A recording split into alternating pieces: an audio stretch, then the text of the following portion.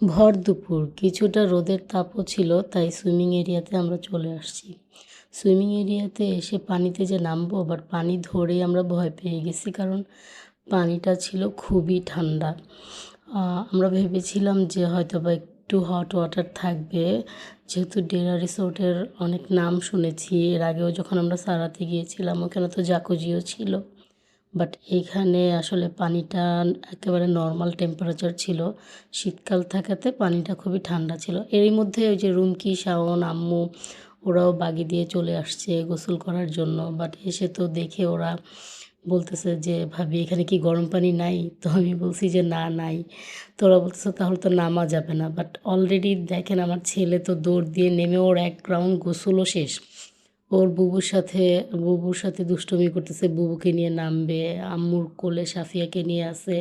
আমাদের মামুনিটা একটু জ্বর, এর জন্য মনটা আসলে খারাপ যে ওর জ্বর আসছে।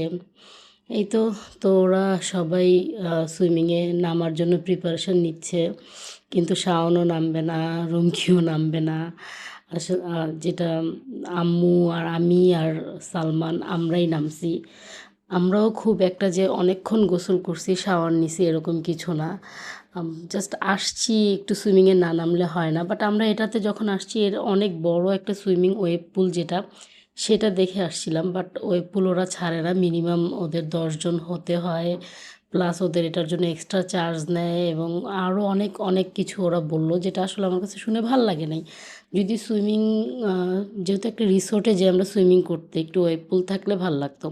এই যে আমার ছেলে তো খুব এনজয় করতেছে, আমাদের ভালো না লাগলে কিছু, ওর বুবুকে ডলফিন বানায়, ওর বুবুর ঘাড়ের উপরে উঠে বলতেছে যে ডলফিন চলো চলো। আসলে সুইমিং পুলটা অনেক পছন্দ করে এবং ও খুব এনজয় করে। ওর জন্যই আমরা আসলে রিসোর্টগুলোতে যাই, যাতে ও সুইমিং পুলে নামতে পারে। তো সুইমিং পুল ভালো হলে আমাদের জন্য রিসোর্টটা 5 আউট অফ 5। যাই হোক, আমরা একটু সুইমিং পুলে কিছুটা সময় কাটালাম। এই যে ঝাপাঝাপি করতেছে রুহি, আমি, সালমান আর হচ্ছে আজান, আমরাই নামছি আর আমার আম্মু নামছিল। ওরা উপরেই দাঁড়ানো ছিল। ডায়নাও নামে নাই, ওর হাজব্যান্ড, রুমকি, ওরা কেউ নামে নাই সুইমিং পুলে। যাই হোক, আমরা অনেকক্ষণ ঝাপাঝাপি করার পর এখন আমি বাসার দিকে যাচ্ছি। যে সুইমিং পুল শেষ, টাটা। সুইমিং পুল ছোট্ট একটা পুল, বাট যতটুকু সময় ছিলাম ভালোই ছিলাম। সুইমিং পুল থেকে বের হয়ে কিছুটা পথ হাঁটলেই হচ্ছে আমাদের যে রুম, সেই কটেজটা খুব একটা দূরে না। দেখুন ওয়েদারটা কিন্তু খুব সুন্দর, গ্রিনারি, সাইড গ্রাম ভিউ। এই যে সুইমিং পুল, এটা পুল সাইড আর কি। তো এখান দিয়ে এই রাস্তাটা দিয়ে সোজা হেঁটে গেলে হয়তো বা 1 থেকে 1.5 মিনিট লাগে। তো আমি একটু খালি পায়ে হাঁটলাম, চিন্তা করলাম যে একটু খালি পায়ে হাঁটি। তো হেঁটে হেঁটে আমি আমার বাসার রুমের দিকে যাচ্ছি। এর সাইড সিনগুলোর একটু ভিডিও নিয়ে নিলাম আপনাদের দেখানোর জন্য। প্রচুর গাছপালা। তো এই রাস্তাগুলো দিয়ে না আসলে হাঁটলে খুব ভাল লাগে। যাই হোক, সুইমিংয়ের পরে আমরা ফ্রেশ হয়ে রেডি হয়ে এখন লাঞ্চ করব। লাঞ্চ করার জন্য রেস্টুরেন্টের দিকে যাচ্ছি। ডেরা রিসোর্ট থেকেই শ্যুটা দিয়েছিল, তো এটা পরে আমি রেস্টুরেন্টের সাইডে যাচ্ছি। তো ওদের রেস্টুরেন্টটা খুব একটা বড় না, মোটামুটি ছোট, বাট নিট অ্যান্ড ক্লিন ছিল।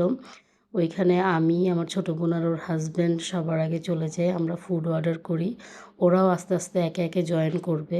তো এখানে আমরা অর্ডার করেছিলাম মোরগ পোলাও, যেটার অ্যাপ্রক্স কস্ট পড়েছিল 3টার 1800+। খাবারের মান ওদের আমার কাছে খুব একটা যে ভালো লেগেছে তাও না, খারাপও না, মোটামুটি ছিল, খাওয়ার মতো ছিল। আমরা খেয়েছি। জাস্ট খাওয়ার পরে আমরা ওদের জন্য ওয়েট করতেছিলাম। এরপরের ব্লগ নিয়ে আবার হাজির হব। আল্লাহ হাফেজ।